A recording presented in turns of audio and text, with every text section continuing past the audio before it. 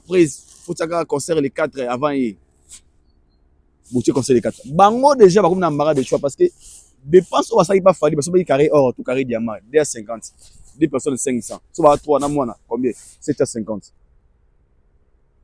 logement na bango peut dire bon combien on parle de 500 ça fait combien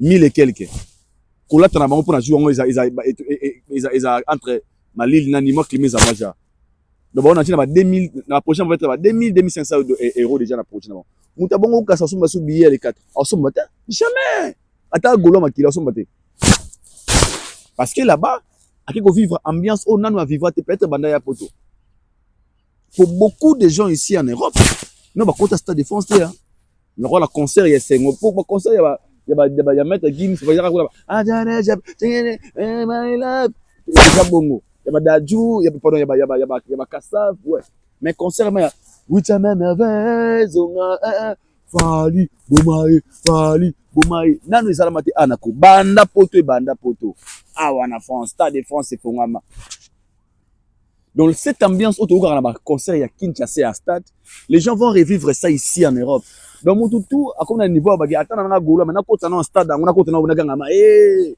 lelo bibe olugaga kobina lelo yoza na orchestre et que l'évolution a bien sur les gabinete bato basa ko sumba bien na hote zala la sincérité za l'enfant non concert a reporté parce que vous avez pas acheté des billets bo soma ba billet té yango moni na salle on peut jamais jouer na salle il y a été peut-être 10 000 tu rebête devant 500 personnes té ba fanatique conscient les détenteurs ba ko sekana bango mais ba fanatique conscient ba mona ah non on a l'intérêt d'aller acheter les billets parce que notre artiste il faut aller voir ce spectacle digne mais bino c'est depuis les cas et ça la te boya to kabwana pour biso za bato ebeba nga kontaka na faire na ba fanatique à faire yo kontaka na faire nga kontaka na faire na ba fan ya faire ya di là sensible na lo bango to komo fêter so bona ba explique boso ba mbongo bocha ba poche na bino bolo ko ba voyage ba poto biso je m'en fous des potos je m'en fous de ba mbongo bo muto mbongo akufaka bato poto ba kufaka mais boya to sangana boya te na ba arrogance pour avoir une arrogance to diminuer yo nga la respectera à faire na fanatique à faire na famille à faire na moi c'est à faire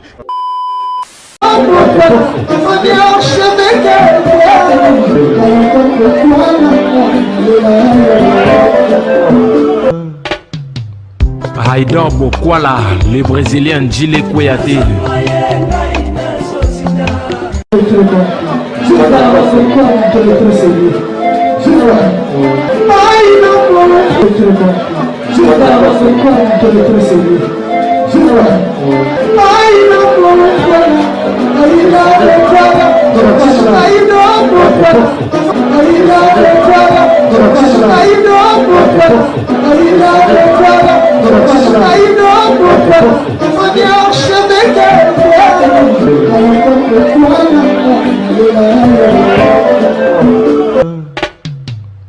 Haïdor Bokwala.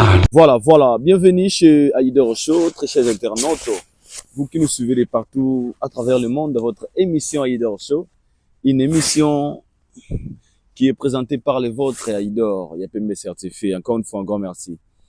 Un grand merci à vous, un grand merci à vous tous. Au Borotalabiso, je pense que c'est Boba. Haïdor Bokwala, design qui happy, comprenez? Tout en déplacement. Nous communiquez sur notre devoir et votre droit. Un grand merci surtout à abonner. Obo s'abonner, obo zalara toujours wana, obo taba énergie na bino pour l'évolution de cette chaîne Haïdor Média Télévision. Je vous dis un grand merci. Na lo baranzambe asala RRT asala rappeler sécurité. La nzamba asala RRT ala rappeler sécurité. C'est grâce à lui que nous vivons, c'est grâce à lui de toujours makasi hotel marché kon fa liboso na bino. Il fait tellement froid ici en Europe, comprenez, c'est logique. Pour mieux se protéger, il faut moi blamba malili.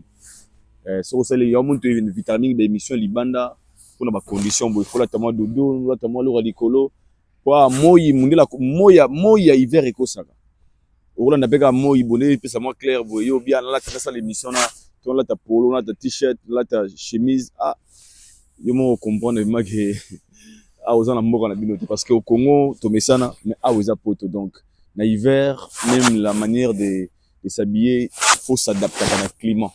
Et c'est pour cela que vous remarquez les lots. Nous avons na Djudjun et comme on a décidé que ça la bino émission na Moi na lumière du jour. Yango moni Aïdor beaucoup la liboso na bino. Un grand merci à vous. Merci na bato wa Rabiso, o balinga musa do salaka et o bolinga Rabiso de loin ou de près. Surtout bato batala Rabiso na musika. To tikala ko mona na te. O tikala pe ko benga peut-être pour le merci, to félicitations. Mais vous portez toujours vos soutiens même de loin, vos prières. Vous souhaitez à tous la bonne santé, vous souhaitez à tous la cohérence, vous souhaitez à tous la vraie, tout changer, tout à la bongo, donc un grand merci à vous, merci encore une fois. Merci na musala oyopé. Bande ko baza ko sala, oza pona évolution ya culture na biso ya mboka. Un grand merci à chacun de nous na apport na yo, oza ko pesa na culture, na ba analyse na constructive, na ba pensée na yo. Et merci parce que ça mon sala oesenga motona motami ma sagesse pas intelligence naïe. Et pour ces dons là, on va bien gagner beaucoup la émission en anglais, il faut continuer, je sais très bien comme je vous avais dit que bon mais ça nanga ça concept continue na chaîne na biso Idor Media télévision. Ba ye mususu pe bazo comprendre un peu mal, des fois je reçois pas mal de messages aïe ça l'effort sur émission en anglais au sala que après on interpréter en France na lingala là on fait la même chose. Parce que bah, le concept dans l'émission en anglais, ça m'a rambo tout le bras dans la lingala, autre le bras en français. Et ça qui est au champ de moi communauté et ça permet aussi, il y a certaines personnes au basa ba congolais, au basa ba francophone, au basa ba lingala fonte, mais ça leur permet aussi des fois il y a yoka mais autre le bras sur notre culture et c'est aussi bien pour nous et c'est une manière de vendre aussi, je peux dire notre culture n'a ba zone mususu, n'a ba horizon mususu. Donc c'est la raison à laquelle l'émission en anglais, trop tikalara jamais qu'on interpréter en gros. Donc pour n'avoir pas donc sincèrement je peux dire c'est vraiment 100% pour ces dons là qui connaissent la langue, qui parlent l'anglais. Donc les amis pour na bango pena, au balobaka na bango anglais et ils peuvent nous comprendre. Mais au balobaka anglais, les émissions salami kaka pour na bango, on va expliquer ba comprendre anglais. Donc vous betanga vous tenir vraiment rigueur troté par rapport à vos messages, par rapport à vos remarques. Nayebi comme Rambo tout le bar en français, on te le voit pas en gain émission. Donc, et c'est vraiment difficile pour nous interpréter. Alobi boy, le goût de l'émission est aux alavements susté. Comme l'émission tout ça là où récent, dans américain on a. Je vous dis la vérité, na moni ba message pas ba congolais. Il y a des gens qui m'ont écrit en privé. Hey brother, yeah, I'm from America. Parce que les mecs à question, qui sont des artistes et puis son ingénieur de son américain, ma pensée qui balia on a payé. Et bande ko na ba kuna ba komo komelanga hey bro yeah I try to find out hey where you go there you are a journalist okupona ke ça m'a aussi aidé il y a encore na communauté mususu et bango pe na koti bango na kati na biso donc c'est maintenant ça c'est vraiment ça le but de ces concepts de Aïdor Show une émission en anglais. Donc, merci à vous, merci encore une fois pour la compréhension Nabino, merci à Bosco Badé, merci à Vita Kalouji Papa na Deovi Chris bienvenue au Congo Serge Yana Ferry, tout va l'ingaïder beaucoup je vous aime aussi. Aujourd'hui nous allons parler des sujets. D'autres sur la bonne sur les actualités de sur la toit, sur l'annulation du concert de Ferregola, sur la sur Fali Poupa, héritier de tous nos artistes sur la bango. Tout au long de cette émission, restez connectés comme j'ai dit du début à la fin, car il y a plein de sujets à parler. Pourquoi reporter concert à Ferré? Pourquoi le bureau de Ferré va se retrouver? Qu'est-ce qui se passe avec l'artiste Ferregola? Qu'est-ce qui ne marche pas? Qu'est-ce qu'il faut que l'artiste ait la toi Bongisa? Suivons d'abord notre spot publicitaire et la chanson de G-Love. On a concert à Guinée Bongo, il y a Suisse. On se retrouve tout après, c'est parti.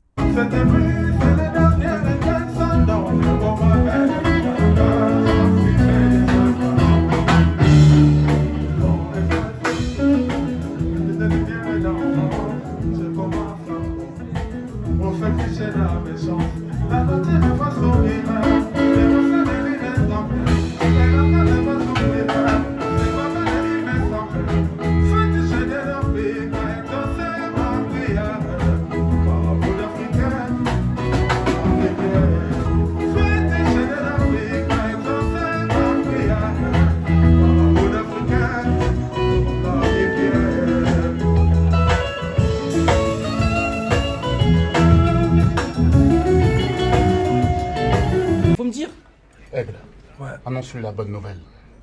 Annonce-lui la très bonne nouvelle. Alors les DJ, ça c'est pour vous. Jouez. Stade de France 2. Stade de France 2. Stade de France 2. Voilà, nous sommes de retour. C'était là G Love, notre artiste. On a très talentueux. À bon concert, dans la frontière entre Suisse et France. On était là présent, on avait vu comment l'artiste a salaki le meilleur de lui. Encore une fois, félicitations à G Love.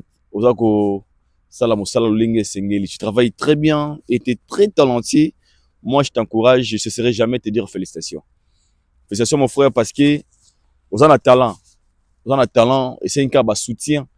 Je pense qu'avec des soutiens, il y a bien, tu vas encore une fois aller très loin et à Believe in You, je sais de quoi tu es capable et je sais de quoi je parle. Parce que moto ayebi, quand on connaît, on connaît. Comme Fabregas le dit. Merci beaucoup et félicitations à toi. Et il y a Fally Ipupa, l'Aigle, qui va se produire le 3, le 2 et le 3 mai 26, pardon. Il n'avait toujours cité pour dernièrement dans le baki. Jusque-là, l'évolution de la billetterie est qui est bien.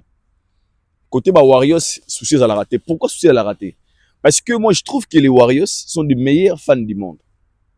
Les meilleurs fans du monde, ce sont des Warriors. Les fans au baby comment consommer leurs artistes. Les fans au baby force, il y a communication. Les fans au baby comment faire la promo, il y a artistes na bango. Les fans au baby comment mettre en valeur artistes na bango. Et c'est la raison pour laquelle nous avons aujourd'hui un Fally Ipupa qui est le numéro 1 de l'Afrique. Ce n'est plus l'Afrique francophone, parce que je pense que même l'ingénieur des sons américains a bien précisé. Alobi, Fally Ipupa, c'est vraiment un guerrier. Fally a ça qu'on dépendre de l'industrie. Tandis que des Burna Boy, des Davido, machin, bah ça aidé aussi par l'industrie. Et Fally, c'est une personne qui fait ses efforts à lui. Bah concert mine mingo mona bandeko na beta ba festival. Au monde festival moi mine comme ba renommé déjà ba juillet à tel peut-être devant 30 000, devant 50 000, devant 60 000 personnes. Et beaucoup plus elle c'est la langue ne même bango na facilité. Donc l'industrie na langue est indiqué déjà quelque part. Et Lelo Fally est le numéro 1 de l'Afrique. Na ba fort ya Yemoko. Quand je dis effort personnel, Fally a juste pexé, Fally a fait des efforts d'arriver là où il est aujourd'hui. Je répète, Fally a fait des efforts d'arriver là où il est arrivé aujourd'hui. Il a travaillé dire, il s'est donné au fond. Il avait tellement les soucis d'y arriver et aujourd'hui, on peut dire il est là où il est aujourd'hui. C'est grâce à la persévérance, le courage, la motivation, la détermination surtout. Il y a un seul qui Fally pour ces gars à Lelo. Et Lelo, personne ne peut en douter. Lorsque Fally est le numéro 1 d'Afrique. Je le dis avec fierté. On a assez à soniter, on a assez à paniquer, on a sentiment. Je dis des choses autres que monde en a mis sur Nabiso. On vous donne rendez-vous le 3, le 2 et le 3 mai 2026. Venez parce que nous allons écrire l'histoire ensemble. Venez parce que nous allons célébrer le 20 ans de carrière de la légende. Et ce jour-là, je mérite que yo ça la paix wana pour comme histoire na yo. Je répète, même si ces dons-là, on va avoir chance té. Il y a un concert, il y a Fally, mokolo les dans les 3 mains. Sache-le, tant que vous êtes congolais, vous avez même la bonne musique et que vous croira na carrière il y a Fally, na évolution na yé. Et tu vas célébrer Nabiso ensemble dans le Stade de France. Parce que nous sommes très fiers d'avoir un Fally, nous sommes très fiers d'avoir un Congolais, un Africain francophone qui va honorer la culture congolaise ou la culture africaine. Beaucoup y aller dans les 3 dents. Pour ceux qui n'ont pas encore acheté leur billet, je vous comprends, vous avez donné vos raisons. Aïdo, décembre, bien sûr. Mais on dira avant la fin à mois, il y a janvier, qui va bien épuisé, ça a sold out. Tout bête concert, on a des concerts na sold out. Et bien c'est vraiment que tu vends ni boué. Tu dis que les 2, na les 3 déjà calé sold out. Donc tu regardes na bilamba, na énergie pour la scoumissaï, pour célébrer ces jours-là. Et c'est que moi, c'est ce qui est mon souhait, que tout le monde a la mobiliser, a la très motivé pour qu'on écrit l'histoire ensemble avec vous. Et l'ongona, la légende, the last man standing, the one and only, Fally Ipupa, autrement dit, l'aigle, tu peux scier, Bambote, Bisika, Azali. Merci beaucoup, mesdames et messieurs. Comme je vous avais dit, nous allons parler de beaucoup de sujets. Beaucoup de sujets et... Awa, pour permettre, âme sensible, vous me digérer. Moi, vérité, on a une analyse dans la Ici, je m'aimerais parler de ce qui se passe actuellement et pas il y a Ferrego là. Je m'aimerais parler de ça. Pourquoi? À la base, Ferré Aza ennemi n'a bisoté. Ferré, c'est un artiste de mon pays. Moi, je fais de la chronique musicale. Donc, logiquement parlant, j'ai cette obligation de parler de tous les artistes congolais. Nandenga malamu, naba remarque, naba critique, tout, naba analyse nangai. Parce que moi, je fais de la chronique musicale. Donc, parler des artistes et musiciens, ils ont un cadre musala nanga. Mais si j'aimerais parler de faire autrement, peut-être des Gaulois conscients, on comprend même on a le balelo et que ça avantage n'a artiste n'a ba obalinga révolution en musique na biso. On bête à moi quelques secrets, moi quelques vérités concernant l'artiste ici et concernant sur l'évolution de la carrière naïe. C'est important. Dans le bas na bino logo so boza ko se souvenir. Dans le bas qu'il y aura un moment na kala et aux ala soni peut pas si de comparer Ferré et Fali. Na bara et aux ala pas si makasi na mikolo mikoya to comparer Ferré na Fali. Bantu bananga idor boko la bino boza bilobela tout le monde c'est tous ce sont des artistes pour tout comparer bangote. Je le disais par raison. Mais bah qui se retrouver dans situation oyo parce que l'artiste déjà au début a bané koyo kabisoté. Il nous ignorait nos analyses, certaines vérités, certaines critiques qu'on faisait. On a dit pour son bien. Et aujourd'hui, où sommes-nous? Je vois pas nani rose en courage de l'autre en obéit masola Fali à comparer mon affaire. Le beau zaga mutema beau za ignorant. À lui rouvrir les choses, on ne peut jamais comparer. Mais on peut au moins parler de ce qui se passe chez l'artiste. Tout le monde était choqué hier de voir report il y a concert il y a Ferré. Mais avant Ferré tout banda un concert à Fali, il y a Kofi. Kofi qui devait se produire na Genève Arena na Suisse le samedi passé. On s'est réveillé un bon matin. Poste n'a pas officiel à l'artiste pour présenter, pour nous dire que il est vraiment désolé, ça indépendamment de sa propre volonté, que son concert est prévu et bétamité. Raison, nous avons raison. Surtout ni pour nani concert et bétamité. Alors non, raison nous mais libre, mais noir pardon. Il y a des gens qui sont autour de ça, machin. Tout alobanayo. On a moi le producteur, tout kanaki, tout changé, tout ça la boue. À part ça, ils ont raison, mon côté va opérer ça yo. On a rolobango. Mais ngana bino, peut-être bino tenga. Mais il va raison ni au ça qui concert wana betamate. Or qu'est-ce que ils oublient? En étant vrai, de venir donner de vraies raisons, il y a aniko zabanilation la bino, ça va vous aider. Et ça va aider vos fanatiques de voir des choses autrement. Je m'explique. N'a pas exemple. Nasali acte moroboy na réseaux sociaux. Et que mutumo abenga na privé na idor boko la. Et le osali wana tse wana ndenge etungisi ya folongolango. So dans ça fond na epa na bino biki na longola ki vidéo na nga wana parce que jour na tsaki yango micro so za ki bien te. Peut-être dans mutumo kuno tala nga ko sumla be micro pour na longola ki vidéo na po micro la été. Mais nga so na apa na bino vidéo wana longola yango parce que bika ba raison mo boye sali ke non. To ba jaloux parce que vidéo ane limo non. Mais so na y na raison na vérité pour vous dire que c'est à cause des sons ezaki mabe mais sali ke na longola vidéo on attaqué. Mutumo mawaza wana akoki pe ko somela ngai micro. Parce que on a besoin qu'il a continuer ko sala musala na ngai. C'est la chose qui tue nos artistes aujourd'hui. La vérité. La communication, il y a vérité sur report, il y a quelque chose aux Agosala. Ce que vous oubliez, vous avez des fanatiques qui vous consomment, qui aiment ce que vous faites, qui aiment votre musique. Tous ces fanatiques-là, ne bazawana. Et c'est un bon salaga, moko ba mona bino bo évoluer. Même les mélomanes de la bonne musique. Yosa na orchestre et que l'évolution a bien été sur les gabinetés. Bat basa ko sumba bien na oté. Zala la sincérité za l'enfant. Non, concert a reporté parce que vous avez pas acheté des billets. Bo soma ba billet té. Yango moni na salle, on peut jamais jouer na salle il y a été peut-être 10 000, tu rebête devant 500 personnes té. Ba fanatique conscient. Les détracteurs bako se kana bango. Mais ba fanatique conscient ba mona ah non, on a l'intérêt d'aller acheter les billets parce que notre artiste, il faut aller voir ce spectacle ligne. Mais bino, ce n'est plus le cas. Je répète ici, je ne déciderai pas de le dire. Rapport, il y a concert, il y a Kofi, parce que Kofi a été quelqu'un qui billet. Il y a qui manque pas raison.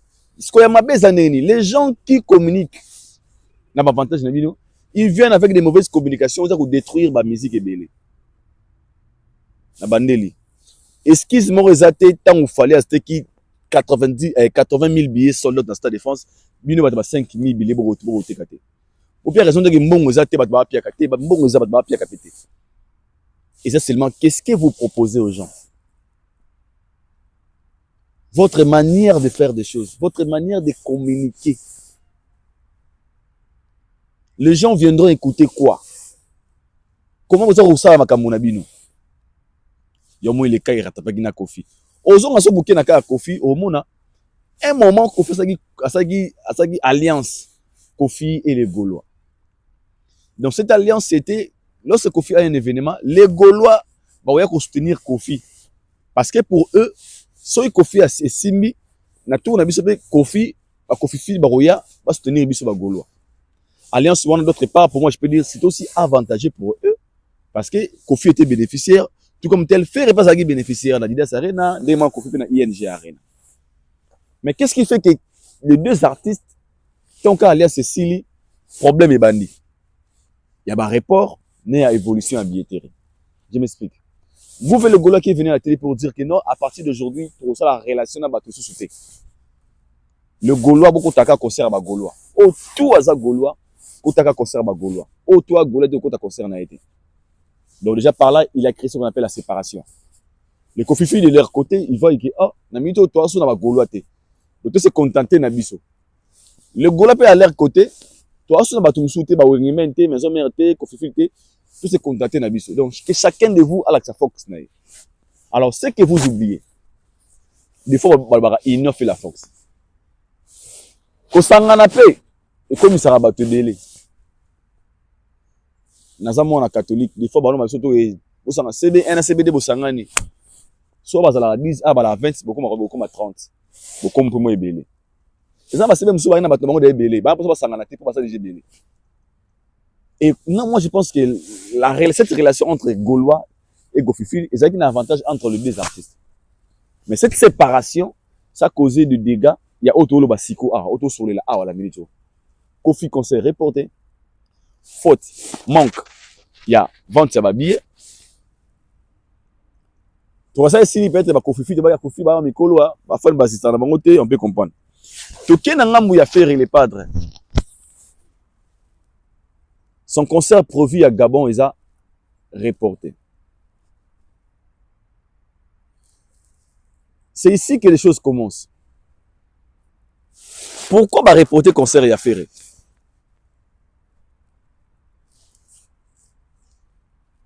Pourquoi va reporter concert à faire? Et pendant que va reporter concert à faire, et c'est un problème ça vous les capez et pas les padres. Ils allaient l'évolution il y a billetterie, il y a concert, il y a corps arena. Donc par ici on comprend qu'il y a un problème dans ngambu ya artiste. Donc on veut juste comprendre que problème est dans ngambu ya artiste. Problème est nini? Problème à Liboso. Manque il y a bonne organisation dans l'orchestre. Parce que tout ça sans compte. Organisation sur les habitants même dans le foyer. Bilinga kota akala makamunos. bato ya casse les padres bazo baté nani azana ne basala nini. Pendant que bon baza distrait des choses ça pire encore une fois. Nangambo il y a déjà cette de les padres il y a les padres fait rigoler. On se réveille bon matin, tout le monde publication où l'artiste nous annonce que va reporter concert là. On a reporté concert il y a l'artiste, il y a des sorties médiatiques, il y a des communicateurs on va se plaindre manque qui a vendre sa billet que le Gaulois va son billet était tout. Selon certaines sources, ce qui peut être concert il y a quand rien à payer pour risquer ça là reporter. To komi na baka misato.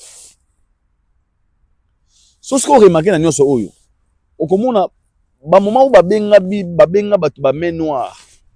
C'était même pas ba ki main noire. C'était cette situation où il y a tout rondé bimi sur la toile. Na kalebana ko bimate. Il y a tout rondé bimi. Mauvaise gérance, manque d'organisation, manque de professionnalisme. Problème de consommation, problème ya resomba ba billet. Et ça m'a kamozala banda kala. Si bako sa mais noir, eh ba triqué biso, mais noir, ba bengi nani okuna, mais noir, ba bengi nani non, c'était même pas ça. Non, quoi y a quand la même chose. Le report des concerts de Ferré, c'est aussi faute à manque à vendre ça va mieux.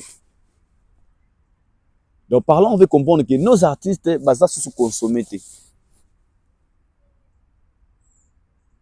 Nos artistes basés consommer.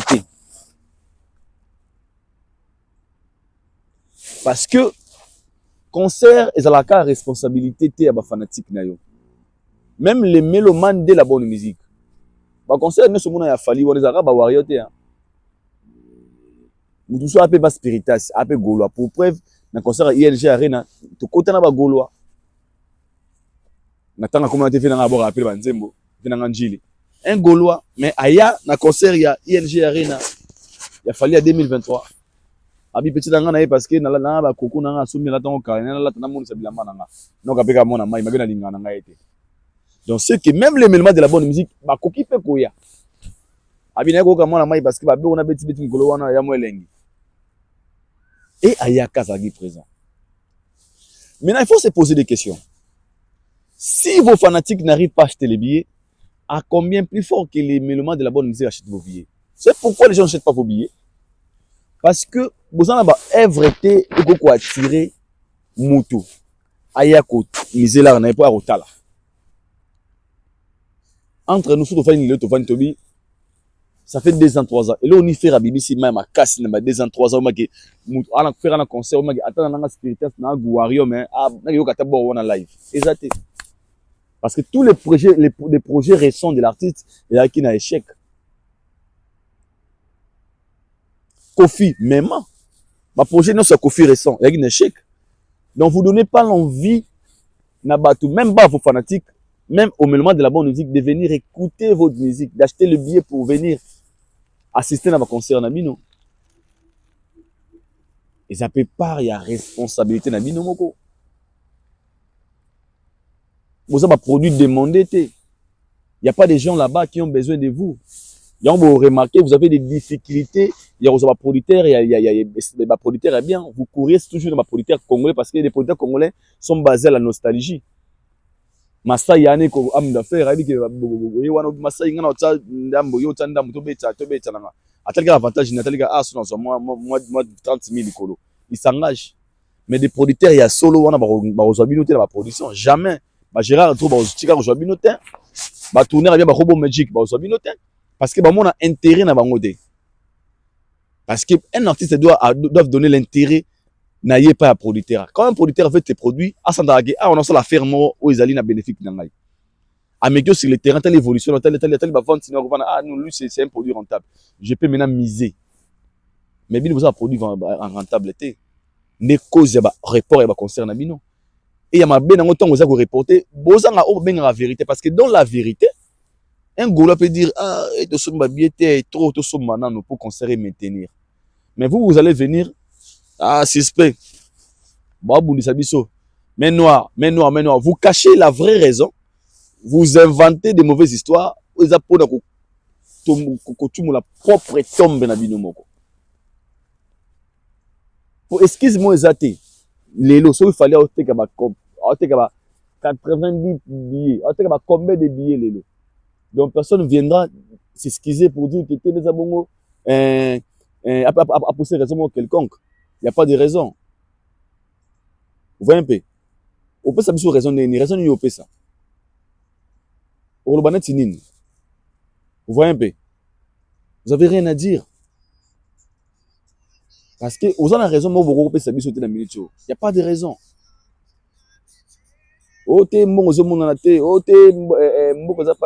Non. La différence c'est que lui, ils vont parce que il y a une politique ni oro ça la pour makamole kamalamu. D'abord, c'est là qui travaille bien, il a des petits bas succès, il a des morceaux à succès. Il donne l'envie, même pas ses fanatiques, même n'a pas détracteur, n'a pas arrêté, mais et moi, il fallait un concert, je peux aller au concert de Fali. Non, on a passé, il fallait mettre un stade de France. C'est une nouveauté. C'est ça. Moi, j'ai pitié, hein, sincèrement. Où ont un orchestre à faire rigolo là? Au moment de la question, un artiste qui a un concert, mais telle la manière dont les gens qui communiquent autour de lui, ça qu'on s'est comporté. Car là, sortie médiatique, il y a travail à canailler. D'abord, entre eux, il y a la guerre. Donc, il y a un objectif de mon côté. Parce que, ça qu'on se comprendre. Ou ça qu'on se comprendre, ou ça qu'on se comprendre. Ou il y a la chef, ou il y a la chef. Ils sont bris entre eux. Intérêt na bango, tout but na bango, devoir na bango, bah oui, le fait de trop attaquer, bah arriver à un moment où bah sur na mindu ko betete, botelé biga boso mungu na télémia. Parce que dans vos émissions, vous avez fallu yo des fois conseils à la télé, même discours, vous finissez tellement tout, vous l'oubliez tellement tout. Et vous êtes retrouvé dans une situation où vous n'arrivez pas à gérer. De toute façon, Congolo qui interdit les gens qui injurent, qui n'ont pas des arguments. À part ma fille, je vous laisse suivre cette vidéo. Vous allez comprendre qu'est-ce qui se passe actuellement là-bas. Et on va analyser après cette vidéo. C'est parti. Tu respecter bango na ba poste pa pervers au pesa bango. Ezala ki to sangana. Ezala te boya to kabwana. Ko biso za bato ya beba. Nga kontaka na faire. Na ba fanatique à faire. Yo kontaka na faire. Nga kontaka na faire na ba fan ya faire ya di. Là sensible dans le bango to komo fêter. So bo na esprit que boso ba mbongo botia ba poche na bino, bolo ko ba voyage ba poto. Biso je m'en fous des potos, je m'en fous de ba mbongo bo muto mbongo akufaka ba to poto ba kufaka. Mais boya to sangana. Boya te na ba arrogance pour avoir na arrogance to diminuer yo, nga la respectera à faire. Na fanatique à faire, na famille à faire, na moi à faire, na faire yé moro na orchestre na administration na yé. Mais so bo na ba arrogance, orgueil net bo ignorer, boulot biso to sali. Tu peux me savoir ma belle amie sur bateau. Tu peux me savoir ma belle te faire ridiculiser ma poste na bino. Dans le bien naza au four moulin. Boyande to sangana. To sola na bino en face. Ba arrogance na ba TV. Ero to boya. To boya yo e mission crédibilité na mokili siko. To na 21e siècle. Même na kala maison mère yo kana te na BCBG. Jamais directeur de communication ya maison mère les na TV va que te boye non. Diplomatie na bino sali ke boya to sangani to soli communication zo ke ne boy to ke na ngo boy oyo betima sola bona TV point sola communication abibino bo finga te solo la communication biso lingi ba sola communication communication faire na ba pom ebele to lo muto ya ko gérer ngo na manière intelligemment ero mamba ba licence magambuya ba diplôme na 21e siècle boye bato ba diplôme bato ba licence timba bo mande Congo ebité le bato bomi Congo bato diplôme bato ba licence wana ti biso na ba congolais ba kino de ya véri ya musisa awa to saka na Congo to yebi ba mitema ya meme balataka après bon la potion ko ina kati to yebi bango to boya mutu te mais bango musu ko solo na TV na arrogance te to solo ngo pe to benga na ba chombo to kuta place moto le to meli to solo ngo la communication.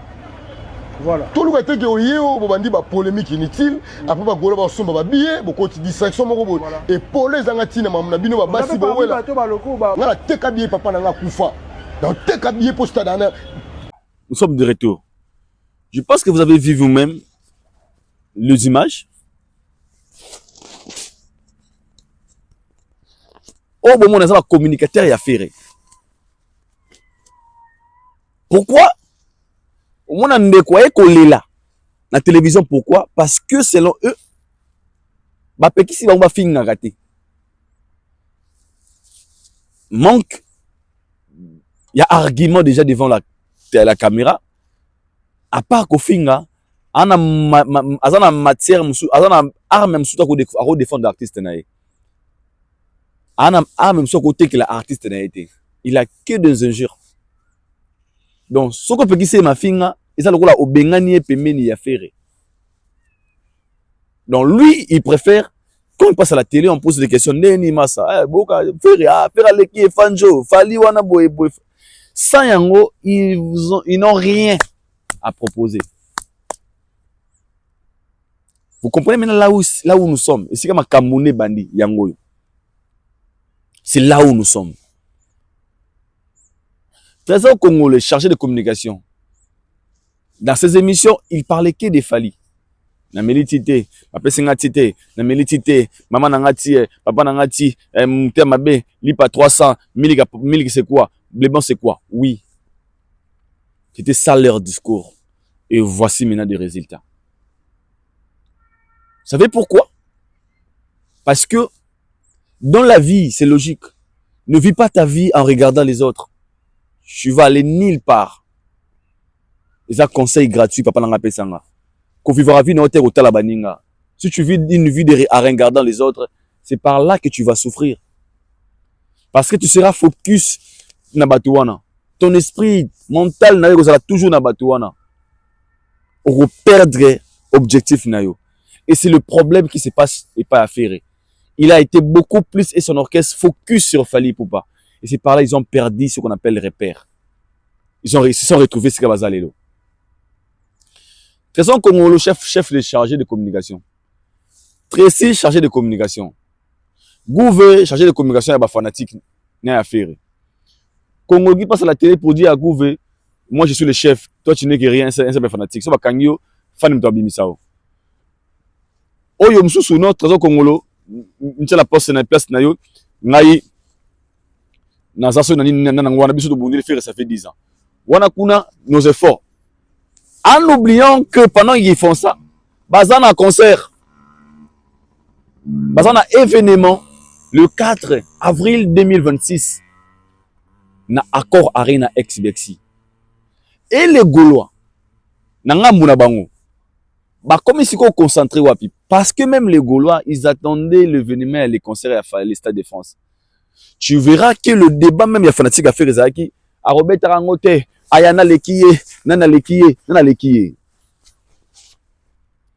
Bon, moi, je sais que le monde est méchant, les gens vont lâcher à battre, on attend passer.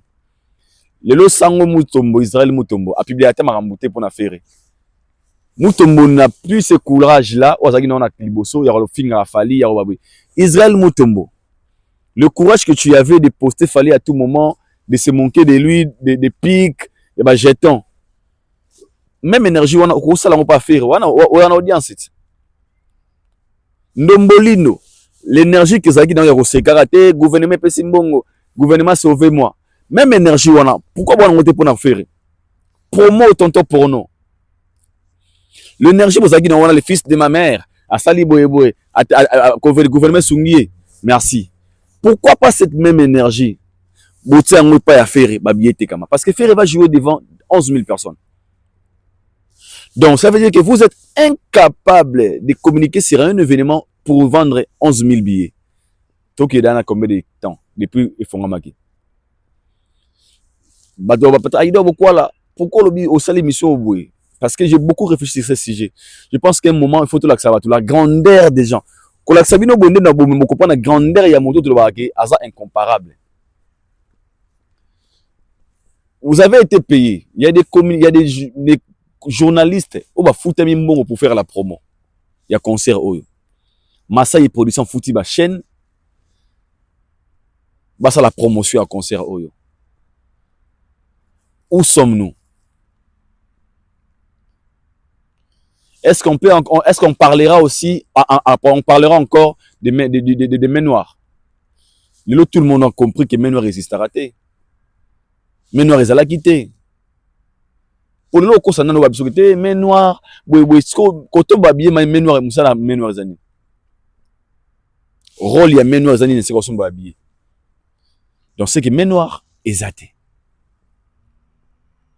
Quand on main noire est athée, c'est que tu comprends que tant musique sont na Congo, na poto pardon, ba musique beli ba beta na poto.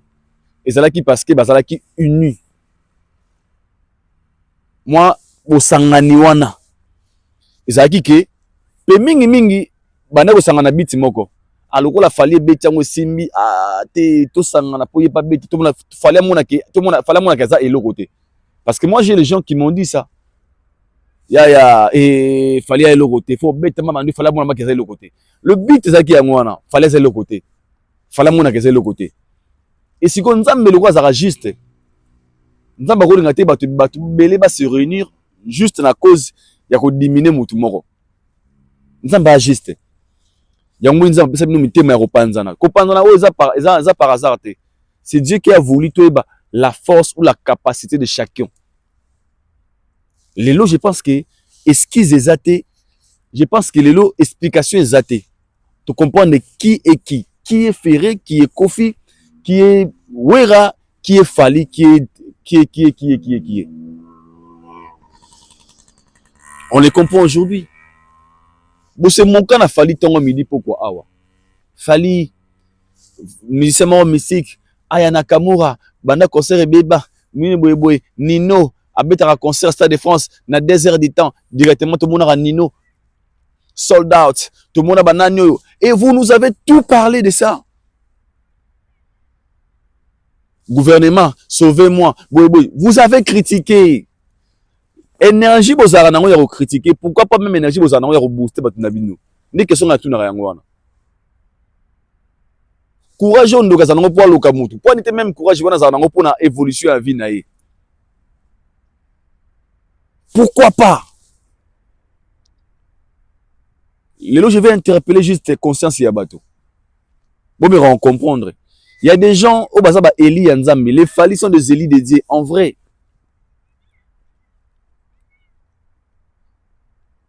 Bazaba Eli Nzambe. Et Dieu est en train de nous montrer na face, na misubwe, comportement de esprit à chacun. Et peut-être que Talibino na misubwe. Lélo, c'est la guerre. Nadja 7. Gouve le goula mo finga trésor Congo le petit déjeuner. Yekuna bengani etresi kuna désordre moko total, désordre total. Mo finga biso ba M23. Mo finga biso ba anti-valeur. Boloba na biso toebelo tolingité. Pendant que tout ça vrai. Aujourd'hui, vous avez compris que soy bobagari likolo zonge bi onelongi. Vous êtes incapable de côté 11 000 billets. La faute n'est pas à faire. On a condamné que vous faire à 100%. On a condamné à 100%. La faute n'est pas pété. Amitié Karaza peut diriger. Na confiance peut ça. Karaza entouré na bateau solo. Nous ce sont des mauvaises personnes. Pas ça Moutou. On n'est pas parfait. Il peut y avoir sur ses erreurs. Mais des fois Moutma Eko Saoté, nous avons pas de tout ça là il est pas y, mais à la fin, c'est lui il doit subir l'humiliation. C'est lui. Je suis certain même là où il est très dessus des comportements des gens, on va prétendre qu'on dire qu'il va soutenir. Il est très décidé. Il est très très déçu, je suis sûr et certain. Au moins la Virginie Manganga, boya ba énergie Virginie ba Marlène Kasanga, bino no suwana. Ou boza wapi? Bafani ya Aya Nakamura, bafani ya Jules. Boza wapi boteka 11 000 billets à Score Arena. Sango Israël Mutombo, tu es où? Et c'est par là que vous verrez maintenant la différence entre Fali et ces gens-là. On a une émission ingénieur américain. Alors je viens de découvrir Fali. Il fait la fierté de l'Afrique, de Kinshasa aussi. Fali a marché en force et industrie. Fali, il est là où il est aujourd'hui par son courage, par la détermination. Il mérite la place qu'il a aujourd'hui. Au moins, Wenge, série moko, quartier latin na Gaulois, même. Et les quartiers latins, Il est quartier latin, il est gaulois.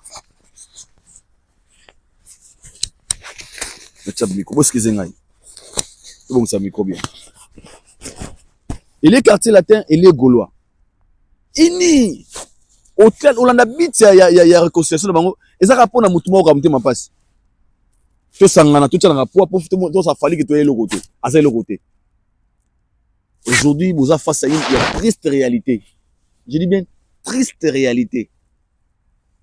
Même vos propres fans m'appellent Sibilo Mikongo. Soit combien plus fort les mouvements de la bonne musique. On nous en prend ici que Frère Egol avait la réconciliation avec Weranson. Donc Frère Alingi a bon c'est ce qu'on a nangiama. Pourquoi? Parce que à comme une devant une situation où ça son a choisi. Tandis que hier le Gaulois avec arrogance Wera elo côté Kokodia Nzombo Koko Sobeni nangwana boy vieux jaloux. De le langage j'ai changé dans votre émission na bino. Ah Wera za pa père na biso Wera ave na biso Wera ave affaire te Wera ave affaire te. Boko silisa oyo bobandaki. Tout ce qu'il fallait faire le fera. Oui, pas de problème. Bonne chance. Bonne chance. Yango mona sako beta mingi c'était na baga. Na vie, eza na bato babundisa bango te. Ba fali baza bato mo boye. Mais comprendre pourquoi nous quoi on attend longwa orchestre alors mise en disponibilité. Mise en disponibilité, même spirituellement, Nzamba na ngamba mona. Il n'avait pas voulu choquer Kofi Kobagena, j'ai quitté. Parce que Kolongwa, ça choque. Mais Koti, quand on a respect, on n'a pas fallu faire nourrir Kofi de l'espoir. Malongwa, vient dans un respect. Mais on s'en va vient dans un respect. Si n'a souka l'a fingate. Si l'a fingate. Mais il est là où il est aujourd'hui. Et puis c'est simple. L'artiste a pensé que la piste est très facile pour une personne avance à qui est très loin. Na spot publicitaire na ye, na spot ne ya Stade de France. C'est le bagi simple. Abi, c'est une question d'organisation et de professionnalisme. Lorsqu'on est bien organisé, on est bien structuré, ok, très loin. Namaramutu amukili sera bien organisé.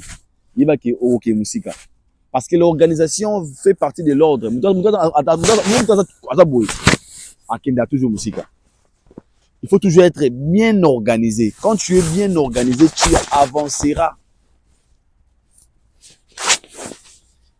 Tu avanceras. Il fallait être très très bien organisé. Et ça manque d'organisation, il y a orchestre belé, il y a groupe belé, pas il ministère belé, les autres causés, même autres causés les lots. Faut que manque habillé, confusion totale, mauvaise communication. Sortie médiatique ratée, des injures, des insultes, et tout ça. Et tu as une position qui a beaucoup mis la position moroboué, maboué simbate. Et c'est ce qui traverse nos artistes congolais aujourd'hui. Et l'icône a autant de Pexarabino. Et pas de Papa Fraise. Dans une émission Chérie Zabien Diaby, faut faire très attention. Tout celui qui veut mettre la date pendant Stade de France à Fali, Azala. Moi, na keba, à quoi risquer venir milama. Et puis c'est vrai, bah Kofi au monde a wana ba faire ba victime il y a Stade de France à Fali. Et là parce que ils ont devant une situation au mutu pose à poto. Et quand ça yo linga à Fali, mais moi c'est na linga à faire. Ba no ba linga hérité. Ah ils bongo la liberté. Ce pays de la liberté. Ah ouais. Mobile les Gaulois, moi c'est Warriors. Et puis n'importe quoi tu vivre dans calcul, il y a l'art. Tout est calculé, tout est dans le programme. Donc déjà une famille, on va fanatique. Il y a bonne musique à la base. On va savourer un événement. Bon, tu as la peine terre. À kuna concert l'année prochaine, baby tout ça projet l'année prochaine. Concert il fallait l'aider. Aïe ne bête Gaulois de athée. Aïe peut Warrior Gaulois pardon. Après bien na moi siné. Bouquet bien na bango na Suisse. Bien na bango déjà na hôtel na Airbnb Bovan. Bino on a voulu la concurrence. Après faut ça concert les 4 avant hier. Bouquet concert les 4. Bango déjà ba comme na mbara de choix parce que dépense on va ça il pas fallu parce que carré or tout carré diamant 250 deux personnes 500 so va 3 na mois combien 750 logement là bango peut dire bon combien on parle de 500 ça fait combien 1000 et quelques kolata na bango pour na jour ils a entre Malil na Nimo Climé Zamaja donc on a dit na 2000 na prochaine va être 2000 2500 euros déjà na prochaine muta bongo kasa so masu billet les 4 en somme matin jamais ata golo makila so matin parce que là-bas à qui vivre ambiance on a nous vivre peut-être banda ya poto pour beaucoup de gens ici en Europe non ba kota stade de France là le rôle concert il y a 5 pour concert il y a mettre Guinness va dire ah my love déjà bongo il y a Dadju il y a pardon il y a Kassav ouais mais concert mais oui ta merveille fali bomaï nanu ezala mate anako banda poto ah wana France stade de France c'est fongama donc cette ambiance autour de la concert il y a Kinshasa à stade les gens vont revivre ça ici en Europe donc tout à comme un niveau bagi attendre na golo maintenant quand on stade on a quand on a ganga eh lelo bibe olugaga kobina lelo osumbeya ezala on se dit je fais ça à matin wana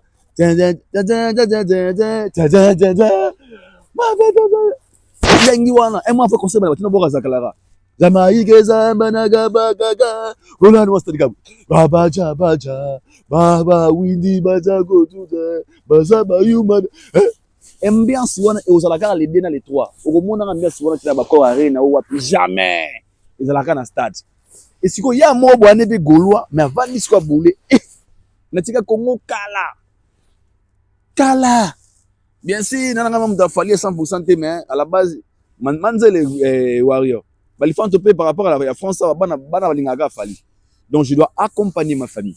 Directement, faire à sa liberté. Tout ça parce que cet esprit de la comparaison, vous sentez, vous n'avez pas un projet à succès sur le marché.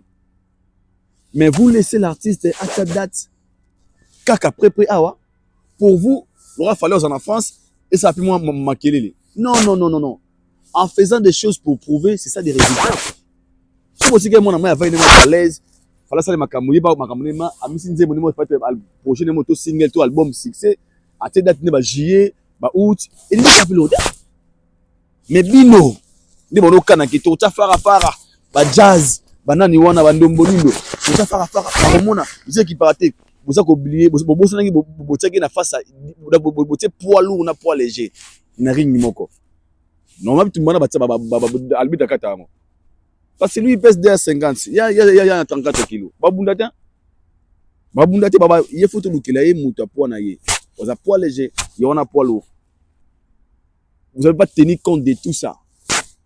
C'est à cause de vous que l'artiste s'est retrouvé dans cette situation. Une situation à laquelle lui-même ne se retrouve pas. Les billets étaient kamatés, dans ce scénario, sur le côté, il s'embrouille les communicateurs. Et c'est ça, la vraie cause. Il y a problème, il y a affaire actuellement. Concert, il y a Garbon. Concert, annulé. Les producteurs, en fait, on a veille. Calamité, en fait, tout est noir. Tout est noir, tout est sombre. En voulant prouver, en voulant comparer, en voulant défier, c'est ça des résultats. Sankar Loba, mon émission, le bibiso to tada na biso pemena falite. Tous la concerné beta les kananga petoyer. Et ate pour bangi. Et ça pour ça vrai, ça réaliste. Pour les leçons babadi awa course, bate concours ya ba kara kitoko. Ba Lamborghini ba Ferrari ko banga te yo ilanga marque X. Désolé. Ya kara mabita bi kara bien, mais na ba course wana otango na kwenango. Maintenant, c'est la Lamborghini va faire rien, Zali, marque qui soit vend à Sima Makasi. Et à posa yuma. Et là, parce que boy, il se mettre dans des films à Rambo, ils ont ma casse collée, c'est ça le problème actuel. Et nous respectons aussi vos décisions. Mais assumez aussi vos souffrances. Et voilà aujourd'hui où sommes-nous. l'artiste se retrouve plus. Nangamba veut quoi kuna peut te éviter. Veut quoi yeboko na micho na éviter veut quoi il est conscient. Au final micho amito amabi ah. Ozo komilanga o ezani. O lelo ma passe ya billet en fait passe bon passe ya mbongo comme il masiko. Mais les gens achètent les billets de Fally. Ta défense des calamités peut-être bon na 4 autres na sold out. C'est son temps, c'est son moment. Comme quand tu prépares tout est calculé, tu fais des choses bien. Des albums. Pardon, XX et Zoya année prochaine. J'ai un projet de film, nous avons tourné déjà à calculer. Chamarosa et Bima, des êtres. Succès en fait, il est au top. Donc, à ça produit, tout le monde a envie de lui voir. Même dans le concert, les deux, nous sommes pas fallu. Pourtant, il fallait Bima. Nous sommes il fallait. Alors, il a fallu le rôle acteur. Donc, c'est à ça image, oui. En fait, rechercher, je peux dire. Tout le monde a besoin de lui voir. Succès. Il a travaillé sur tout ça. Allez, dans le concert, il y a un événement. Donc, on va appeler Fally pour pas, tu vas crier. Ah! Pourquoi? Parce que c'est Fally qui est sur scène. Mais bien, déjà, il y a qu'à là. Si c'est athées, le projet est récité, encore des dates, vous voulez que les gens viennent voir quoi? Il n'y a rien de nouveau, de même chose qui se répète. Après, vous allez appeler les gens, non! Un mot tout appelle la place à la fan, on a raison. On a dépassé un bon, on a bon. Quand même. Ils viennent l'acheter. Comme de son bien à billets, à mon accord, même chose se répète. Même événement, même nini, entre nous. Il faut avoir peur d'une personne qui n'était pas là. Les fanatiques ont organisé marche et un concert sans lui. Est-ce que si tout le monde va faire le roi warrior dans le monde? On a un concert, il y a eu arène na Congo, na Lemba. Plein à craquer dans le terrain GD. Terrain GD, on a été comme Mela, Fabrigas. Et bien, on va parce qu'il va plein de mais warrior, va bêta terrain GD, na projection à image, à concert à U Arena. J'étais là présent. Plein à craquer. Tout le monde va faire les gens star comme celui-là. Son anniversaire. Car les 14, ces fanatiques vont organiser marche. Ils ont marché à la fin. Bah, écoute, un bandal plein à craquer. Sans y. À ça, superstar. À ça, superstar. Personne ne peut me contredire. À ça, superstar. Alors, moi, je pense que aujourd'hui, nous tous, on a compris. Tu n'as pas besoin qu'il m'explique au Makamoussous, mais tu es obligé de comprendre. Tu es obligé de comprendre. Il faut comment quitter nous avons Joyo Aza grand prêtre n'enga au Saranate. Lelo, non. L'année prochaine, nous allons écrire l'histoire. Entre nous, une chanson, et pardon, des êtres. Succès Yamabe. J'ai dit succès Yamabe. Succès fou. Plus d'1 million de vues. Il y a facile. 1 million de vues, il y a facile. Parce que Aza produit consommé. Il travaille avec tout son cœur. Il a mis du sérieux dans ma boîte là. Ici, c'est ma vie. Je gagne ma vie dans la musique. Il faut ça énergie dans la musique. C'est ça. Nos artistes, tout copier à Malam. Au Congo, il faut copier Bakambo Malam vous avez un avantage. Et c'est un problème. Il faut ça Malam. Pourquoi copier? Et puis ce qu'il fallait faire, ce n'est pas qu'on la yo pour la yo. Au moins prendre certaines choses, vous avez un avantage. Année Azabongo, soit ça le rôle a fallu, conscientiser vos fanatiques. Alors, on a concert, ah basenzi bala te bato tomboka ti afingi bafana afingi basenzi te afingi basenzi te alors le comportement ya basenzi wana aligné pas ba warrior na été avertir ba fanatique pour dire que marcher c'est l'heure des hommes il y a orchestre na biso un fan de Fally ne peut pas être là finga so faire elongwa te habiter oh ya maman na yo te ça c'est pas nous un warrior c'est un fan conscient oh ibelo alingi il a sa façon de soutenir son artiste, pas avec des injures, avec des insultes. Et quand lui faisait ça, il savait ce qu'il préparait. Aujourd'hui, voilà maintenant les résultats positifs de Fally Ipupa. Et on lui donne rendez-vous le 2 et le 3 mai 2026 avec la légende Fally Ipupa. Nous sommes arrivés à la fin. C'était un grand réel plaisir pour moi de vous avoir très nombreux. Nous sommes à la Libanda. Il fait tellement froid. Moi, je vous aime beaucoup. On se retrouve au prochain numéro. D'ici là, portez-vous bien. Que le bon Dieu vous garde et vous protège. On est ensemble.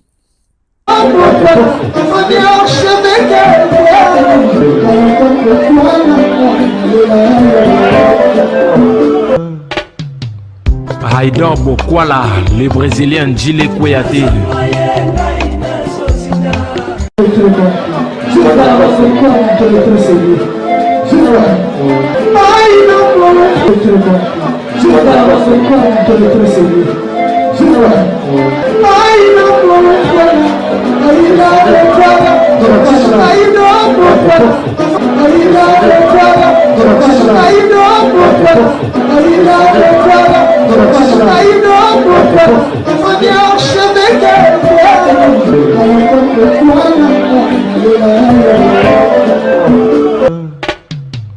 Haïdor Bokwala.